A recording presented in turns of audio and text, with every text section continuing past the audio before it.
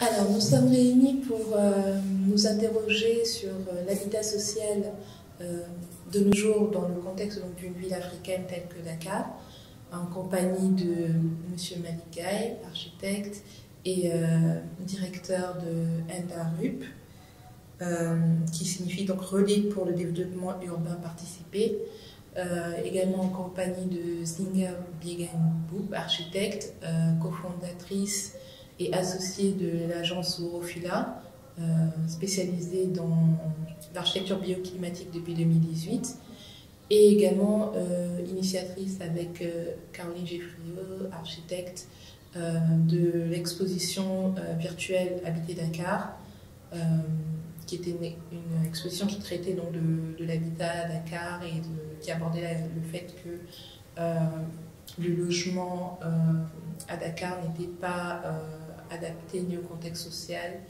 ni climatique. Vous nous parlerez de l'exposition plus longuement.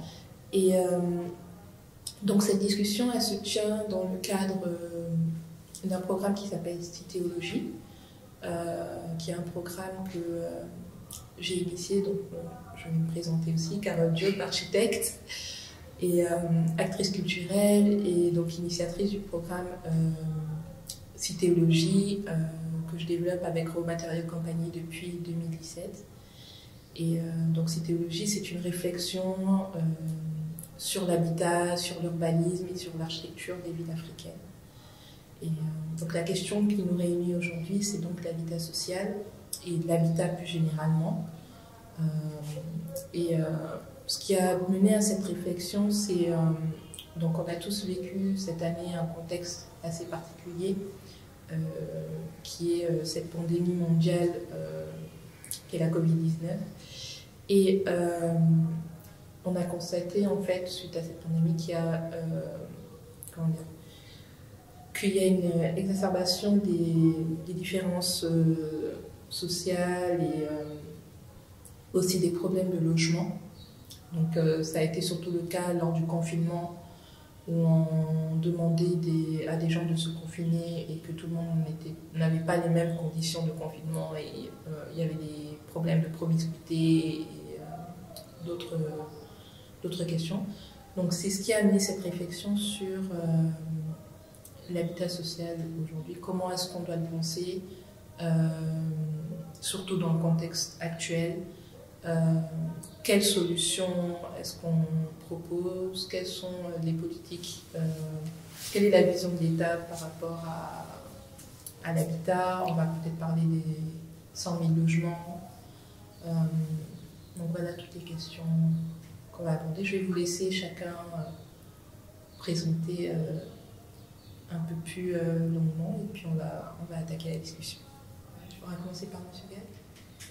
Généralement, ce sont les dames qui sont là, mais bon, c'est pas très grave. Alors, moi, je suis, comme vous l'avez dit, je suis architecte, et depuis très longtemps, fort longtemps, je dirige une organisation qui s'appelle le Relais pour le développement urbain participé, de réseau international qui s'appelle l'environnement développement du tiers-monde, qui est un vaste réseau qui, depuis Saint-Domingue jusqu'à Okuminville, nous avons des entités de la Tunisie à Harare, où nous avions des entités qui existent encore jusqu'en Éthiopie. Et donc, nous avons démultiplié à travers les actions que nous faisons au Sénégal, ce qui a donné naissance à NDARUP au Burkina Faso et NDARUP au Cameroun. Donc nous essayons à travers nos expériences sur la question justement du développement urbain, nous avons maintenant ajouté urbain, parce que on est plus épris de travailler sur la question de l'habitat des humains, donc les Nations Unies appelées établissement humain. Alors c'est un problème chaque fois qu'on discute au niveau international, au niveau des Nations Unies, avec un taux d'urbanisation bien inférieur à 40% pour l'Asie et supérieur à 70% pour l'Amérique latine. Vous pouvez bien comprendre, si on parle de la ville, il y a de nombreux exclus déjà. Donc il y a rien que pour ça, on a des problèmes pour définir un peu l'habitat dans ce sens-là. Alors donc, nous appelons maintenant rurbain, c'est pour pouvoir permettre un peu de casser cette dichotomie. Dans tous les cas, au moment maintenant où on parle de développement durable, on voit bien que on est plus confortable de dissocier l'urbain et le rural parce que certaines solutions urbaines, il faut les trouver dans les modèles de développement rural. Et certaines solutions rurales, on les trouve dans le modèle de développement urbain. Et c'est pourquoi, effectivement, quand j'entends de l'habitat bioclimatique, ça veut dire bien que toutes les valeurs sur l'architecture africaine que j'ai étudiées, d'abord au Burkina Faso, dans les pays Gourounsi du Burkina Faso, vous trouvez les Nakana, les Ziou, les Lela, les Pougouli, c'est une richesse extraordinaire. Et vous venez au Sénégal, vous trouvez l'architecture à un emport, à un pluvium, les maisons à étages, les Ediama, Tchonkissi. Vous avez une richesse et c'est dans cette richesse qu'on peut régler les questions bioclimatiques. Alors donc, est-ce qu'on peut s'inspirer de ces questions-là pour avoir une symbiose et régler avec un coup de bâton magique la question? Donc, vous voyez bien, mais dans tous les cas, nous privilégions l'approche participative. Participation, c'est la raison pour laquelle vous avez le relais pour le développement urbain participer comme son substantif pour exiger la participation sur les questions de développement. Voilà, c'est ma manière de me présenter. Voilà. Merci. Je vais laisser la parole à Zinga et Caroline qui m'ont présenté l'exposition Habiter Dakar. Okay. Moi, je vais rebondir sur la dernière partie de ce que M. Gaye mentionne, qui est du coup l'architecture bioclimatique, qui est vraiment au cœur des assises de Wofila. Et donc, par architecture bioclimatique, on entend c'est une architecture qui est en accordance avec le climat, la plus passive possible également, basée sur des principes d'orientation, d'optimisation de l'orientation par rapport au soleil, par rapport au vent, par rapport juste au contexte environnement. Et d'autres principes aussi qui sont l'utilisation de matériaux biosourcés. Donc nous on travaille notamment avec la terre crue et du TIFA, qui est le TIFA en particulier, une ressource quand même assez renouvelable et qui offre de grosses possibilités d'isolation en complément avec l'inertie qu'on a avec la terre. Donc ça c'est un peu le volet, et bien sûr étant ici au Sénégal, mais même juste dans la région d'Afrique de l'Ouest et du Sahel, il y a une abondance d'architecture traditionnelle avec ces matériaux, donc aussi bien la terre que le végétal, dont on s'inspire, dont on a des données un peu techniques et technologiques qui peuvent nous permettre de concevoir des bâtiments dans les villes ou en mode rural, mais qui sont adaptés au climat et avec les ressources locales. Donc je pense que la dernière ressource qu'on doit rajouter, c'est l'aspect humain dont M.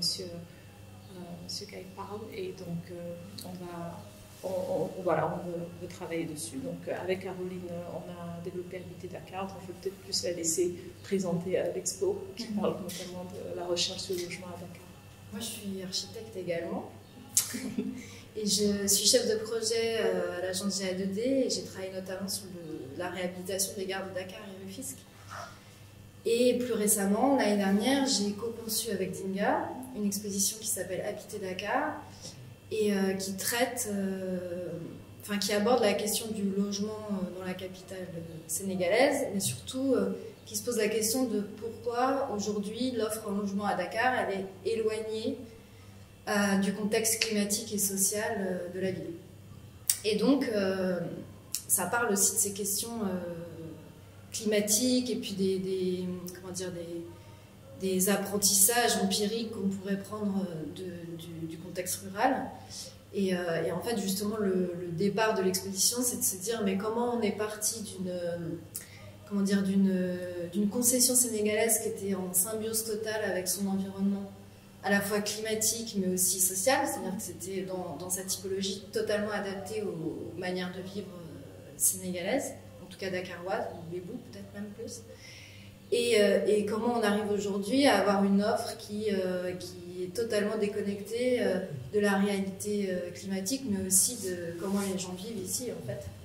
et qu'on se retrouve à devoir vivre dans des immeubles qui sont plutôt de typologie internationale, qui ne sont pas du tout adaptés voilà, au contexte ici, mais qui sont d'ailleurs adaptés à aucune des villes en fait, dans lesquelles ils sont construits. Qui sont plutôt des modèles internationaux qui sont censés être comment dire, utilisables de manière universelle, mais qui en fait marchent rarement.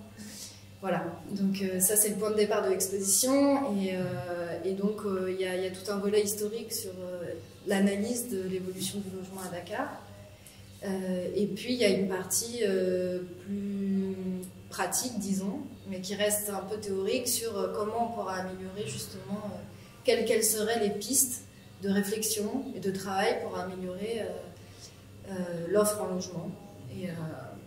Et voilà, et réconcilier un peu les habitants avec leur logement ici. On a constaté donc ces dernières années que les villes africaines se développent de manière très rapide, et Dakar n'est pas en reste. Il y a une poussée de logements, des constructions qui sont partout dans la ville, et il y a une demande pressante en termes de logement, mais pourtant le logement n'est pas accessible à tous. Dans votre pratique et peut-être dans le cadre de l'exposition, quelle solution en fait déjà pour vous, quelle est la cause de cette difficulté d'accès au logement, et quelles sont les solutions qui sont envisageables selon vous?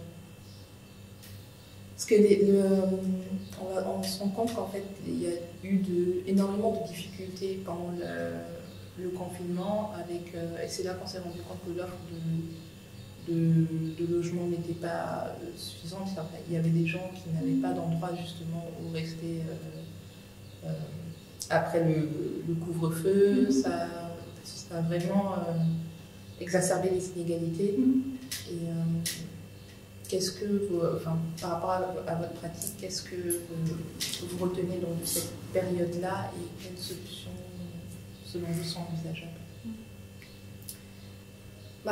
Moi, je dirais que déjà, ce qui saute aux yeux à Dakar, c'est l'accès au foncier. C'est-à-dire que le foncier est devenu tellement cher dans cette ville que plus personne vraiment peut construire, quoi. C'est même pas les plus pauvres ne peuvent pas construire, c'est carrément plus personne quasiment ne peut construire dans cette ville, et peut devenir propriétaire d'une parcelle ou d'une maison. Pour moi, ça c'est le premier problème. Après, sur d'autres facteurs de toute façon qui, je pense, exacerbent cette pression en fait foncière ou de demande en logement aussi, c'est le fait.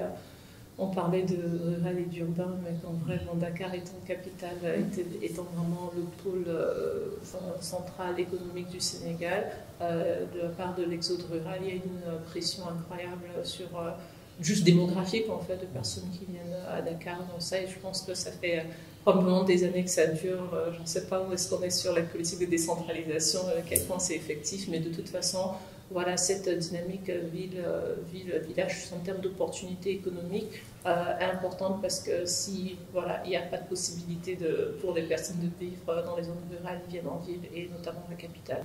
Ça, c'est sûr que c'est un facteur de pression, et quelque part j'ai envie de parler aussi de la géographie de Dakar, c'est une presqu'île, donc les possibilités d'extension sont très très très limitées, et donc voilà, je pense que c'est des facteurs qui contribuent à la pression aussi foncière. Je pense que ici, aujourd'hui, nous discutons ici, il y a des idées à mettre en œuvre. Il faut penser à le faire en dehors de Dakar, cette macrocéphalie qui est en train de compromettre complètement le développement du pays, parce que, comme vous savez, dans le monde, les villes sont productrices de 60% du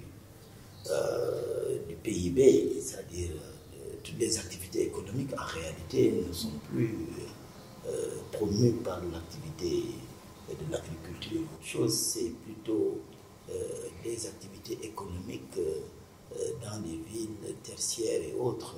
On va parler d'industrie parce qu'il n'y en a pas beaucoup, mais le secteur de l'économie populaire urbaine, de la transformation, des services, de la créativité. C'est ça qui fait au fait l'économie de nos pays à 60%, produit par les villes. Or, Dakar, comme les collègues l'ont dit, en dehors du facteur foncier, il y a du foncier, mais il est mal utilisé. Il y a un échec complètement dans la planification de manière globale, depuis la fermeture d'ailleurs de l'école d'architecture et d'urbanisme. Il y a une production de matières, de ressources humaines qui devraient justement contribuer à la planification qui existe de moins en moins. Vous allez trouver presque plus d'architectes, ni même d'urbanistes au niveau de l'administration sénégalaise. C'est ça qui explique justement ce manque de planification, alors que nous sommes en train de vivre actuellement une nouvelle période de comptabilisation de la Convention de Paris sur le climat. On ne peut plus rien dire sans le climat. Depuis janvier dernier, il faut penser à des types de planification beaucoup plus complexes, mais beaucoup plus participatifs, ce qu'on appelle les plans climat territorial intégré. Et or ça, si vous voulez en faire au niveau de la région de Dakar, c'est encore possible si vous allez sur la zone de Sangalkam et autres. Mais il se trouve que les recommandations du plan directeur seraient plutôt de préserver ces zones pour des zones à vocation agricole. Alors ce qui n'est pas la même chose, actuellement une déforestation. Tous les sites qui sont des sites de séquestration de carbone sont en train d'être détruits de végétation. On est en train de remblayer toutes les niailles, c'est-à-dire les zones de dépression humide, et la présence de l'eau. Vous savez que l'eau a des pouvoirs de séquestrer le carbone, alors qu'on est en train de jeter des gravats, des ordures pour en faire des zones d'habitation. Cela veut dire qu'aujourd'hui, il faut plutôt recommander à ce qu'il y ait plus de planification à l'intérieur des villes pour réorganiser l'armature urbaine du Sénégal. Essayer de lutter contre la macrocéphalie, créer des pôles économiques au niveau du territoire pour que justement donner la possibilité aux architectes et de pouvoir apporter les contributions riches que j'ai déjà entendues tout à l'heure dans ces nouvelles zones. C'est-à-dire décourager la concentration, interdire l'occupation de la zone de Sangalkam pour de l'habitat. C'est une catastrophe si le Sénégal veut respecter sa contribution déterminée, n'est-ce pas, nationale, pour contribuer au respect de la Convention de Paris. Il faut effectivement vraiment donner un grand avertissement à l'État qu'on bloque les zones d'habitation dans ce qu'on appelle d'ailleurs le pôle de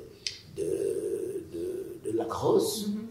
Ça doit être un site où vraiment l'État doit profiter pour se rattraper sur son échec en termes d'urbanisation, en faire des zones écologiques importantes de séquestration de carbone et arrêter l'habitat, encore un habitat, comme dit ma consoeur Carole, qui est inadapté, sans symbole, sans architecture, sans modèle culturel, sans adaptation à la vie des Sénégalais.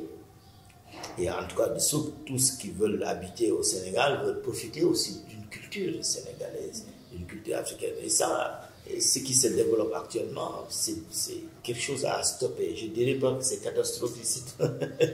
Mais là, moi, je suis en train vraiment de faire un plaidoyer parce qu'on va à la dérive. Alors, on a échoué sur l'urbanisation, il ne faut pas continuer à échouer au plan climatique, ça devient une catastrophe. Or, la région de Dakar est une des plus belles régions du monde, au plan, en tout cas physique et naturel, où ça s'appelait la presqu'île du Cap-Vert.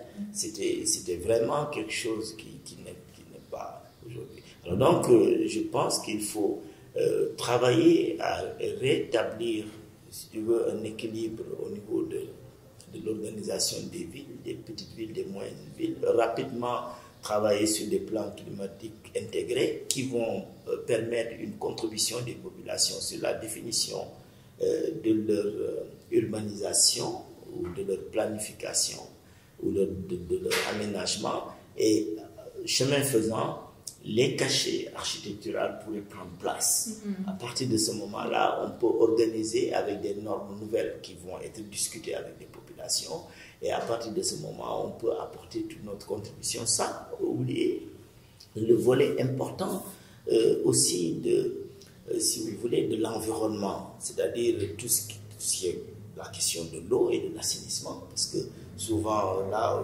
tout le mal n'est pas très bien vu. On voit simplement des camions de vidange qui se promènent partout et qui déversent les eaux usées sur des sites qui ne sont pas autorisés. Ça veut dire qu'il y a un problème d'assainissement. Alors, un manque de respect de ces questions d'assainissement, des fosses septiques qui n'en sont pas du tout des fosses septiques, qui sont plutôt des cubes qui renferment pas pour longtemps des quantités d'eau qui nécessitent des vidanges. Alors, tout ceci doit être revu, à mon avis, pour permettre d'avoir des systèmes d'assainissement plus écologiques. Comme nous, au niveau de RUP, nous avons mis en place des systèmes tout à l'égout, faible diamètre, avec au bout un système d'épuration extensive par voie naturelle, avec une réutilisation de ces eaux pour une reforestation ou une agriculture. Voilà. Donc ce sont des modèles de durabilité et qui en soi respectent aussi la Convention de Paris et permet au Sénégal très rapidement de pouvoir avoir une contribution déterminée sur le national, sur le climat. Voilà un peu ce que moi je voudrais donner comme proposition, et je crois que c'est là où, avec mes deux consoeurs, on pourra plus prospérer, parce que là, nous tous, on est vraiment pris, et il faut que les autorités soient informées du mal d'urbanisation, du mal de l'habitat, et que aussi des ressources humaines assez manquantes. Ça, il faut aussi le dire, et je crois que c'est un peu ça que je voulais contribuer. Vous parlez justement de l'échec des pouvoirs publics en matière de politique urbaine. La question que je me pose, c'est pourquoi depuis les indépendances, l'État n'a pas réussi à développer une politique de logement et une politique urbaine viable en fait. Qu'est-ce qui explique ce... Bon, alors, une des... Est-ce que c'est le manque de continuité de l'État? Peut-être en partie. On est dans une forme d'alternance encore maintenant. Non, mais en fait, même par rapport à ce qui a été dit auparavant, je pense que une des choses que j'allais dire qui est assez importante, c'est toujours d'identifier les acteurs du logement. Voilà, de la production en général du logement. Nous, ce qui était intéressant aussi dans Habiter Dakar et en faisant justement l'analyse historique, c'était donc voir un peu l'évolution de typologie de logement, mais c'était aussi, ça nous a permis de comprendre aussi les différentes périodes historiques que le Sénégal a traversées et donc ce qui est venu avec. Et de façon très schématique, ce qu'on comprend, c'est que donc voilà, on est à l'époque précoloniale, avec l'architecture traditionnelle africaine, l'époque coloniale avec l'architecture française, après on a les indépendances et même un peu avant, la création des SICAP, je crois en 1950, société immobilière du Cap-Vert, et là où il y a vraiment un grand plan comment dire, pour développer, fournir du logement à Dakar pour des classes, voilà, travailleuses, des cadres, etc., dans tous les quartiers, en partie dans celui dans lequel on est. Donc il y a ces grandes politiques après la création de l'Office pour l'habitation loyer modéré, et de grandes opérations dans les années 60-70, on en voit encore juste un peu 80,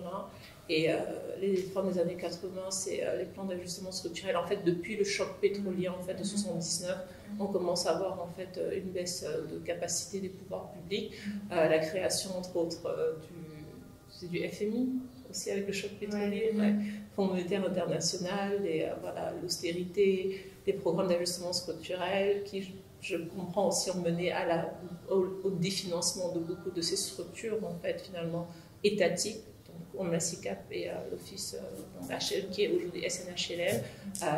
Je ne sais pas dans quelle mesure ça correspond aussi à la fermeture de l'école d'architecture. Ça correspond à la fermeture de l'école d'architecture. Et la culture a également beaucoup pâti C'est politique de voilà, jusque d'évaluation du franc CFA. Et ce qu'on voit très rapidement aussi avec cette évolution, il reste après, bien sûr, il y a d'autres sociétés immobilières qui sont créées, d'autres opérations comme Cypress, les AC, SCAT, etc.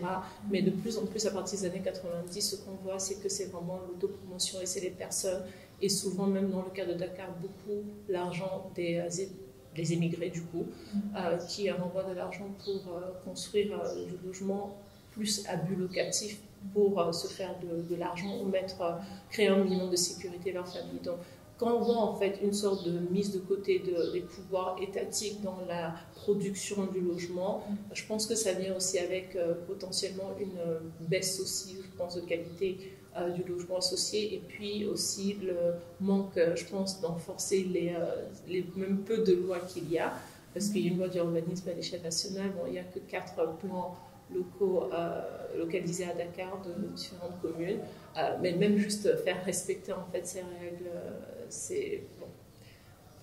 On le voit très voilà, voilà, les pouvoirs de l'État sont très limités, donc je pense qu'il y a une question de capacité de l'État et aujourd'hui oui, de juste je pense volonté politique, parce que est-ce qu'on est encore dans l'austérité des années 80-90, je ne saurais le dire, mais c'est sûr qu'il faut voilà, que l'État joue un gros rôle dans la production et même juste la régulation du logement.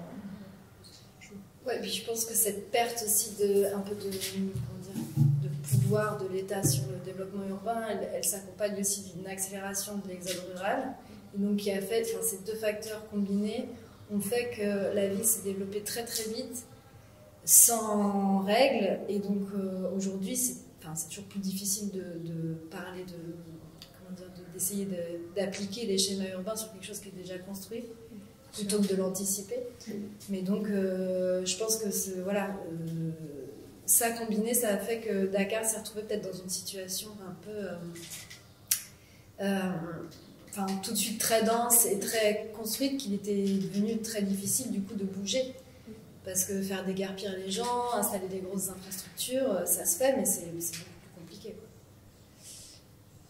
Effectivement. Et du coup, est-ce que donc, la solution, ce serait justement de sortir de Dakar, de décentraliser, mais si oui, de quelle manière? Est-ce que par exemple, Diamniadio est un bon exemple de décentralisation?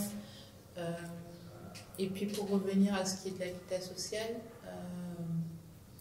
on parle ces dernières années d'un programme de 100 000 logements. Quels sont les réels objectifs de ce programme?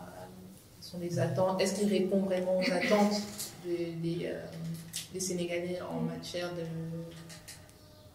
de logement et d'habitat social? Est-ce que les gens vous en ont parlé, par exemple, peut-être ceux que vous avez rencontrés dans le cadre de Habiter Dakar? Est-ce que cette question-là s'est posée? Je vais essayer.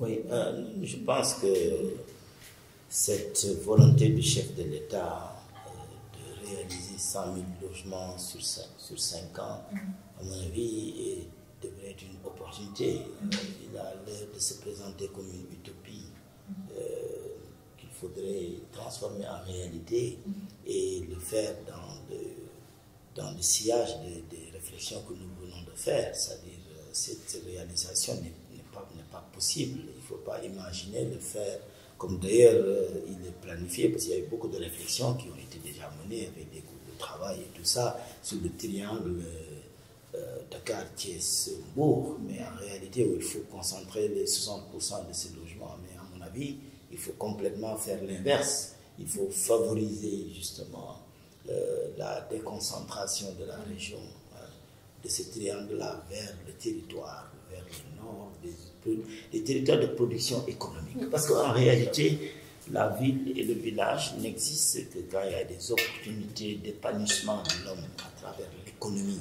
Et l'économie commence par le secteur primaire, agricole. Or, il y a au Sénégal quand même des opportunités pour développer l'agriculture, développer l'artisanat, développer l'emploi, si effectivement on a un sens de développement participatif vers le territoire. Chacun des territoires dans les études qui ont été faites présente un écosystème de l'habitat qui est différencié. En cela qu'on peut exploiter notre patrimoine culturel national, qu'il faut rapidement, parce qu'à l'école d'architecture où moi j'étais formé, très rapidement on a eu à faire le mapping de tous ces types d'architecture et surtout à les dessiner, à les conserver dans des documents, et que si vous allez dans le Sénégal profond, ce type d'habitat n'a pas complètement disparu, sinon requiert, si tu veux, une valorisation, et cette valorisation ne peut être faite que sur le plan professionnel. Et moi je suis très heureux d'entendre mes jeunes consoeurs justement avoir cette tendance justement de parler de bioclimatique, d'avoir des orientations au niveau culturel dans ces domaines-là. Et à partir de ce moment, j'ai parlé tout à l'heure d'utopie. Le Sénégal, s'il doit réaliser 100 000 logements sur 5 ans, ça veut dire 20 000 logements par an. Alors que le Sénégal, depuis que le Sénégal n'a pas pu réaliser plus de 8 000 logements par an dans les meilleures périodes. Donc comment réaliser 20 000 logements, c'est une utopie. Alors moi, je suis plus des gens qui croient encore à la potentialité des personnes dans nos pays, à la valorisation des ressources humaines dans nos pays et toutes les dynamiques sociales, participatives, au plan socio-économique, au plan de l'économie populaire, au plan des mouvements des femmes, des tontines, des caisses populaires, qui ont des matelas financiers très très importants. Je vous fais allusion à la Fédération sénégalaise des habitants. Ils sont près de 12 000 femmes réparties dans la région de Dakar, de Thiès et de Louga. Nous les appuyons dans le cadre du suivi de l'attente des ODD ou des ODD 11 pour la ville et pour l'habitat, et de même de l'ODD 13 pour parler du climat, et de l'ODD 11 parce qu'il ne peut pas y avoir de ville et d'habitat sans eau ni assainissement. Ces trois éléments sont importants, l'habitat, l'eau et le climat. Alors, donc je pense que si nous voulons atteindre cet objectif de 100 000 logements dans 5 ans, ce serait possible si nous valorisons ces capacités productives en termes de modèle qui est hors des chantiers battus. Malheureusement, on pense que le logement et le financement, c'est à travers les banques. Non, il y a des systèmes de banking populaires qui utilisent des systèmes de garantie solidaires. Par exemple, dans ces caisses populaires, le système de contractualisation de prêts se fait de manière communautaire. C'est-à-dire qu'on ne prête pas à Malik ni à Carole, on prête à son groupe. Et c'est ce groupe qui assure, si tu veux, le remboursement. Ça amène dans les logiques traditionnelles ici, en termes de foncier. Pourquoi nous avons des problèmes de foncier? C'est parce que simplement, on veut privatiser le foncier, on veut l'individualiser. Alors que vous allez partout en Afrique, dans notre tradition, le foncier c'est communautaire. Ça appartient à des communautés ou à des familles, à des lignages. Donc, et à partir de ce moment-là, justement, le système de garantie répond à un système d'appropriation du bien social. Parce que l'habitat, au fait, ce qui est important, c'est d'assurer la sécurité immobilière et foncière. Comment assurer la sécurité immobilière et foncière? C'est à travers sa tenure, son mode de tenure. C'est une mode de gouvernance et de contrat social, de compact social, qui est très différent de ce que les banques manipulent. Ils sont hors du jeu social. C'est pourquoi ils ne peuvent pas faire l'unanimité. Moi, je les démonte ici. Et je réponds au directeur de la Banque de l'Habitat. Nous avons à réinventer la roue du financement en Afrique et au Sénégal. Ce qu'ils sont en train de faire n'est pas durable. C'est la raison pour laquelle il ne peut pas répondre qu'à moins de 20% de la demande sociale solvable, quid de la demande sociale qui n'est pas solvable. Et il y a une demande solvable selon un modèle qui n'est pas le leur. C'est le modèle qui est actuellement prédominé par les femmes d'ailleurs. Dans cette fédération, vous trouvez moins de 10% d'hommes et ce sont les femmes qui sont motrices de cette solidarité. Et c'est à ces groupements, à ces nombreux groupements Ils sont très nombreux en milieu rural. Ils n'existent pas seulement en milieu urbain. Ils sont partout dans le territoire du Sénégal. C'est la raison pour laquelle, pour que ces 100 000 logements sortent de l'utopie, deviennent une réalité, il faut se déplacer. Il faut que les 70% de ces 100 000 logements soient faits au niveau du territoire et à y répondre. Je crois que le chef de l'État l'a même dit. Il faut aller dans la zone de Ronk au nord, là où il y a des agriculteurs qui travaillent, pour permettre aux Sénégalais de s'approprier de leur terre, de leur production, de pouvoir diminuer, si tu veux, ces types de compagnies privées qui font des agriculteurs naturels des ouvriers, mais d'en faire de véritables entrepreneurs de leur entreprise agricole. Et donc pour cela, il faut, parce qu'une économie équitable, c'est-à-dire la croissance économique du Sénégal doit être équitable, ça doit permettre un accès à la terre et un accès aux services publics. Et un accès de la terre, comment? C'est pas dans le modèle qui est fait ici, de la privatisation, de la saucisson, faire le saucisson, le patrimoine culturel, le foncier. Non, il faut plutôt travailler dans le sens, j'ai dit tout à l'heure, communautaire, et permettre à des gens qui produisent de pouvoir habiter décemment à travers les modèles d'habitat qu'offre justement. Mais parce que les professionnels, l'architecture, c'est vrai, en Afrique, l'architecture n'était pas professionnelle dans le temps. C'était les plus habiles qu'on appelait les architectes, mais il fallait les trouver. Mais ça a été fait de manière d'autoproduction de l'habitat. L'habitat social était autoproduit. C'est différent de l'autoconstruction, c'est-à-dire l'autoproduction englobe un modèle économique plus maintenant la production architecturale. Alors, il ne faut pas que tout ça nous échappe, il faut que nous les réhabilitons. Et ceux qui ont la capacité de le faire, ce sont les architectes. Ce sont les architectes qui ont documenté cela. Il y a une publication qui s'appelle « Habiter un monde ». C'était un de nos anciens professeurs, Paul Bourrier, quand nous étions étudiants dans les années 60, fin des années 70. Nous avons fait le relevé de tous ces bâtiments architecturaux. Il est publié, il existe dans les bibliothèques. Et vous allez voir que ça renferme vraiment un patrimoine architectural très riche. Et c'est ça qui, moi, m'incite. À mon âge, déjà, c'est comme si j'avais encore 30 ans, 25 ans, j'ai envie d'en faire. Et je pense que c'est possible de répondre à ça si, effectivement, on revalorise nos écosystèmes justement diversifiés à travers le Sénégal de production de cet habitat. Et puis, ce que donne l'impression, en tout cas, cette ambition des 100 000 logements, là, c'est que c'est un peu 100 000 logements là où les gens veulent bien construire, en fait.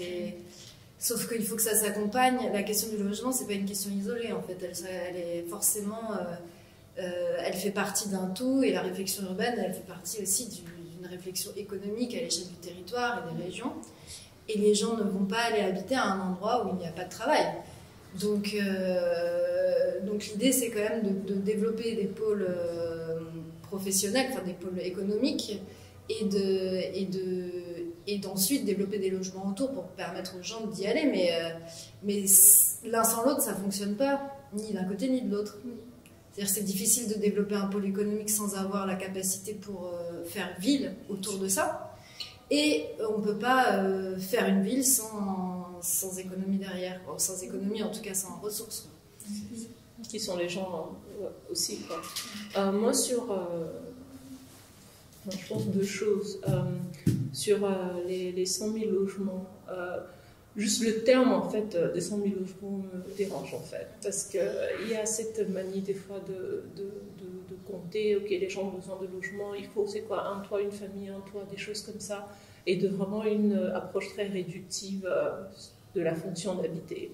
Mon expérience même avant en Afrique du Sud, dans un contexte aussi politique post-apartheid très marqué aussi par ces questions de fourniture du logement, on a eu le temps de voir plein de modèles qui ont raté. Donc l'exemple classique, c'est de trouver une zone périurbaine, y mettre 20 000 logements à 1 heure de la ville, Et c'est le meilleur moyen que peu de personnes y habitent. Donc on fait de livraison, on fait des inaugurations, mais les gens ne veulent pas juste un toit en fait. Donc c'est ça, il faut la proximité, un travail.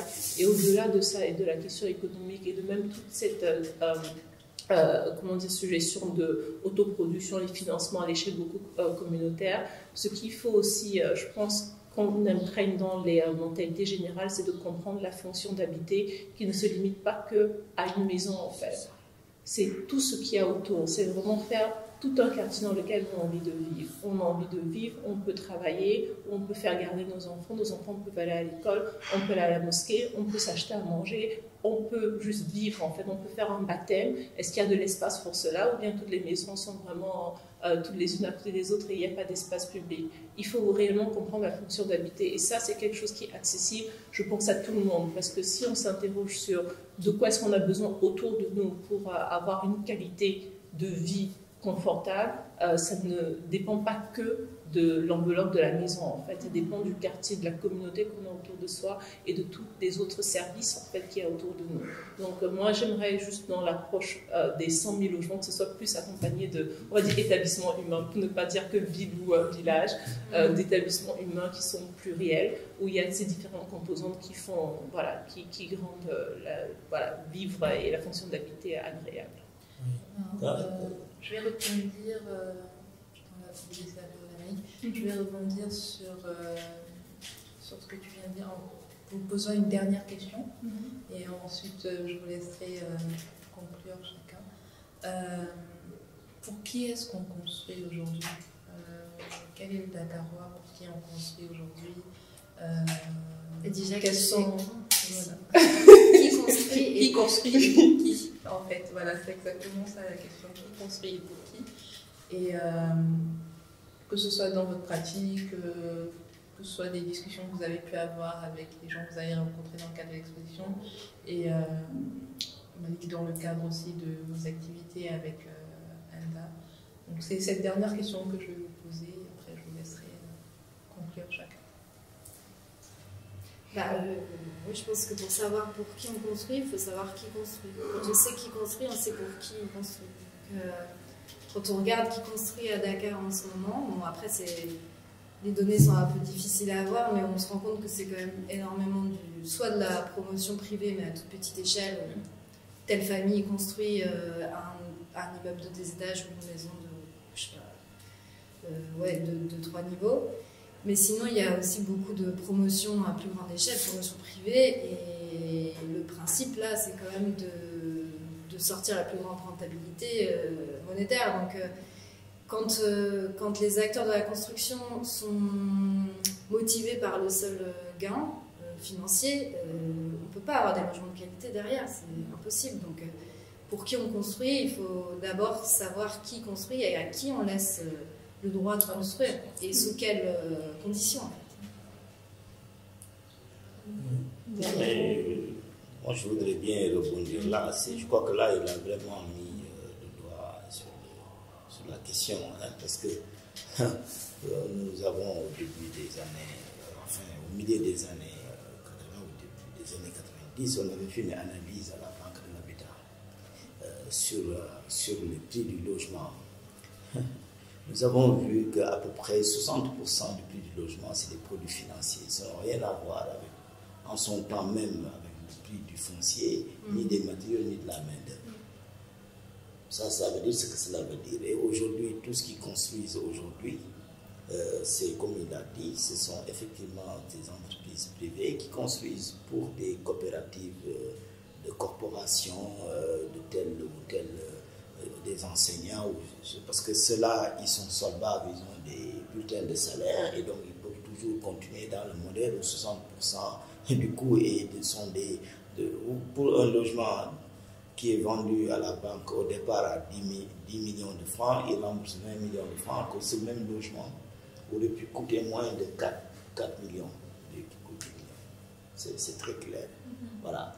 Alors, donc, vous comprenez ce que j'ai dit. Donc, qui construit, c'est simplement le secteur dominant d'une économie qui ne reflète pas la réalité de l'économie sénégalaise. C'est pourquoi beaucoup sont exclus. C'est pourquoi, au confinement beaucoup ne sont pas dans les logements qui respectent les normes et donc de confinement. Donc la maladie s'aggrave au lieu de se diminuer, y compris les questions d'eau parce que tout est lié.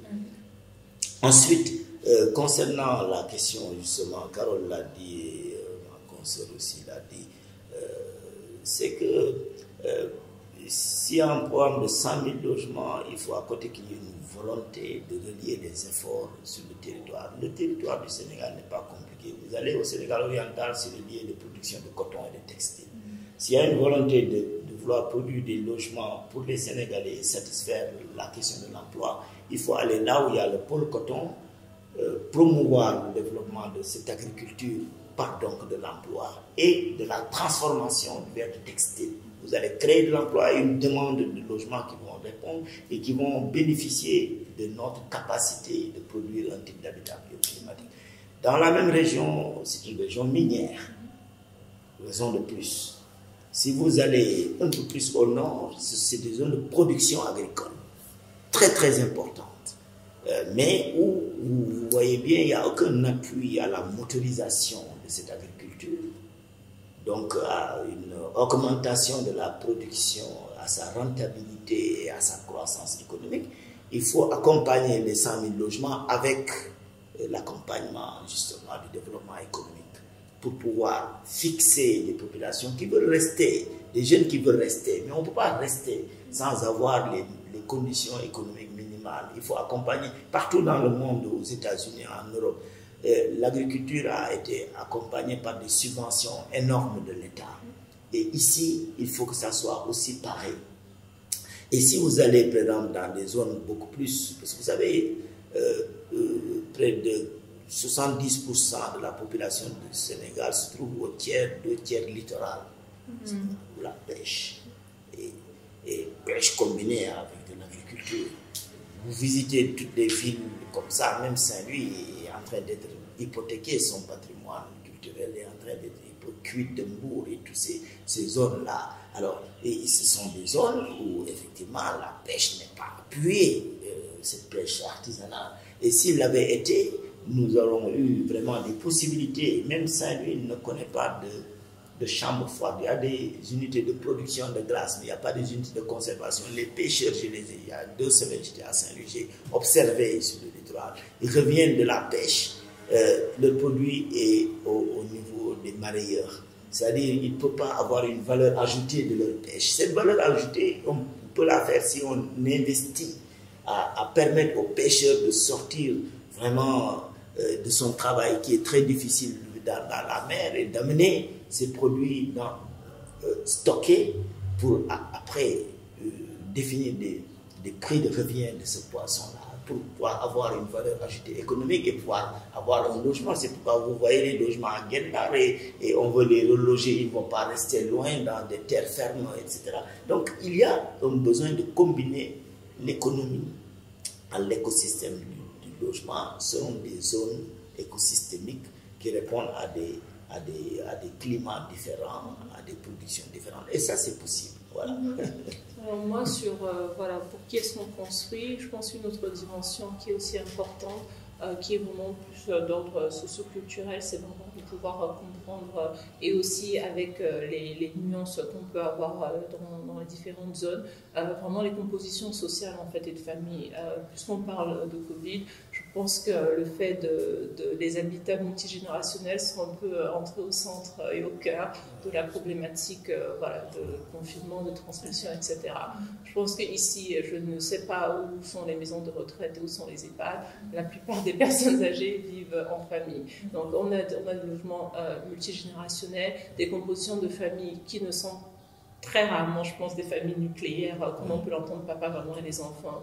Et je pense qu'il faut une nécessité de faire une réflexion autour du logement qui colle en fait avec cette réalité. Qui après, je suis sûre qu'il peut y avoir des débats sur comment est-ce que les gens le vivent ou pas, mais je pense qu'il y a une réalité qui est d'ordre sociétal et culturel d'ici, qui voilà, fait qu'il va falloir regarder ce type de logement. Et l'autre chose, juste pour revenir sur la question climatique, c'est aussi sur comment on vit. Donc, pareil, parlons de Covid, etc.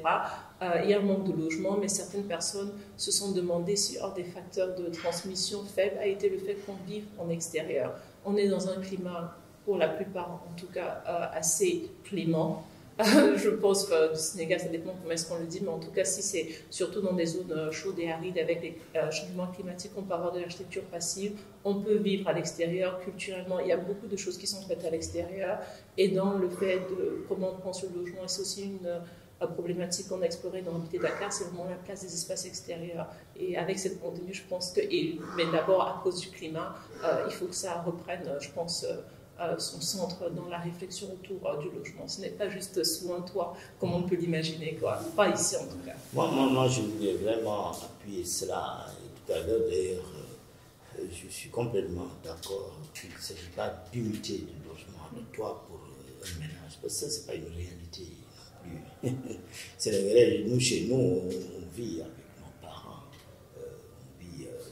D'ailleurs, de toute façon, en plan sociologique, tout le monde sait que les ménages qui réussissent sont les ménages où vous avez effectivement l'intergénérationnel. Vous mettez deux jeunes couples sur deux trucs, c'est un problème. Hein. Moi, j'en connais, je suis déjà, déjà père de beaucoup de couples et je sais qu'ils sont des fois à Paris, ils sont ailleurs et c'est des problèmes. Et on fait des médiations parce qu'il n'y a pas de parents là-bas. C'est pareil ici au Sénégal. Et tout à l'heure, quand Carole a mentionné justement les concessions de l'État, c'est ça les modèles durables de l'habitat. C'est parce qu'aujourd'hui, pourquoi on a tous ces problèmes, ces crises d'inondation, tout ça, c'est parce qu'on n'a pas respecté justement le modèle climatique de l'aménagement qui consistait à laisser les liens tels quels. C'est comme ça que les bouts habitaient. Les zones à vocation agricole étaient, et les gens, les égouts se mettaient sur des plaines où effectivement l'habitat n'est pas 4 murs, non. L'habitat c'est sous l'arbre, dans la concession, entre les concessions. C'est ce que moi j'ai fait ma thèse d'architecture à Moulombe-Kadjinol en 1900. J'ai fait mon corpus de thèse en 1981-82. C'était dans un groupuscule de villages qui faisait 5000 habitants. C'était 11 villages entourés d'une palissade avec des troupeaux qui sont gérés. Mais c'est des modèles extraordinaires que nous avons adoptés pour pouvoir faire des propositions d'architecture bioclimatique dans le centre de mon diplôme. Et nous s'est inspiré d'une typologie d'habitat. C'est là où nous avons trouvé les cases à étage, les trucs des enampores, les édiams, les choses. C'est une richesse qu'il faut revaloriser dans notre patrimoine architectural. Et c'est ainsi que la typologie de l'habitat africain, elle est beaucoup plus riche qu'une des chambres, salon de pied. C'est quoi ça? Ce n'est pas des zones où on peut habiter. La preuve, les gens sont dehors. Quand il n'y a pas la climatisation, quand il n'y a pas, les gens vivent dehors. Alors donc, ça veut dire, au lieu de construire des choses qui coûtent cher et qui ne sont pas utilisées, il vaut mieux construire un modèle qui est utilisé et qui sort des chantiers battus en termes de financement, avec des nouveaux modèles de financement qui sied justement à l'économie des Sénégalais. Et c'est pour le territoire national qu'on peut trouver cela. En tout cas, je sais que s'il y a 3, on nous donnait la politique à 4, justement, on allait développer toutes ces idées-là. Pour moi, je crois que c'est tout à fait possible. Je pense que c'est une complémentarité. Un dernier mot, Caroline? Non, peut-être juste rapidement, je pense que sur le logement aussi, une autre chose à mettre en place, c'est de favoriser aussi l'incrémentalité en fait. Et juste par rapport aux moyens et par rapport aux dynamiques, de savoir que voilà, le logement comme les villes sont évolutives en fait, et de pouvoir permettre cela. Ce n'est pas qu'un produit fini. Ensuite, dans l'écosystème des matériaux, vous savez, il y a beaucoup de choses que dans la foulée, on perd les cachets culturels avec les couleurs et tout cela. Si vous voulez, voilà, qui fait partie. Si vous allez dans les différents endroits au Sénégal, vous allez voir cette cachet culturel qui répond à l'écosystème des zones de gisement de rochers et d'autres, on peut trouver des couleurs qui avaient toujours été utilisées. Et ce sont ces choses-là, justement, qui ont été étudiées dans le cadre des 100 000 logements. Il faut reconnaître qu'il y a eu des équipes de travail. Il y a eu quand même des seniors qui ont été formés au niveau des systèmes écologiques et autres, et qui ont eu à vraiment instrumentaliser et documenter toutes ces connaissances-là. Maintenant, il faut les appliquer. Voilà. Avec intelligence. Je crois que ça se fasse que le mot de la fin. Ce que je retiens dans notre discussion, c'est donc déjà, comme Caroline l'a souligné, que les logements ne sont pas adaptés ni au contexte climatique, ni au contexte social. Donc il faut les réadapter, il faut développer de nouveaux paradigmes, de nouvelles manières d'habiter. Même pas de nouvelles manières d'habiter, en fait, revenir peut-être à l'essence, à la manière dont on habitait à l'origine. Il faudrait qu'il y ait une volonté politique, une vision politique en matière de logement. Et surtout donc privilégier, comme on a dit, l'identité culturelle de nos logements, les matériaux, l'aspect bioclimatique, et revenir un peu, je dirais, à l'essentiel, entre guillemets. Espérons en tout cas que la discussion qu'on aura eue aujourd'hui va continuer et développer peut-être autre chose. Et je pense que si l'État ne vient pas aux acteurs, il faut peut-être aller vers lui pour lui proposer certaines solutions et les sensibiliser. Voilà, en tout cas, je vous remercie tous les trois. Je voudrais rebondir par rapport à ça. C'est tout à fait possible parce qu'au Sénégal, il existe le comité Habitat 3. En fait, c'est un comité national dans lequel l'ordre des architectes est représenté, la société civile, les ONG, le secteur privé professionnel, le milieu académique. Okay. Et donc, c'est vrai que le contexte du Covid avait un peu bloqué les processus de concertation qui sont en train d'être repris, justement.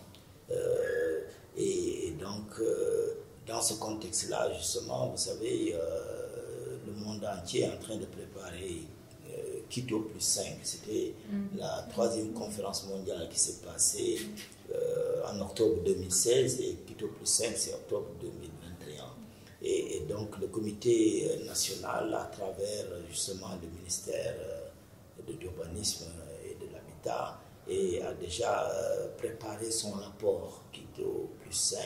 Et le comité national est en train justement de réfléchir justement sur comment capitaliser l'ensemble des efforts faits par les différentes parties prenantes dans la mise en œuvre du nouveau agenda urbain qui était né donc de Quito en octobre 2016. Alors donc cela veut dire que les idées que nous développons ici sont tout à fait recevables.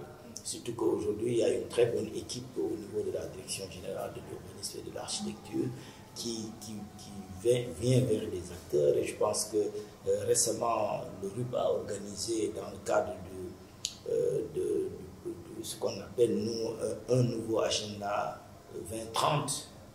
Donc, sur le développement durable, nous avons organisé le 12 et le 13 avril dernier un atelier sur la thématique résilience urbaine de l'eau, utopie ou réalité. Et au fait, nous avons invité différents acteurs, des ruraux, des urbains, des côtiers, pour réfléchir sur la question de l'eau dans une région comme Saint-Louis.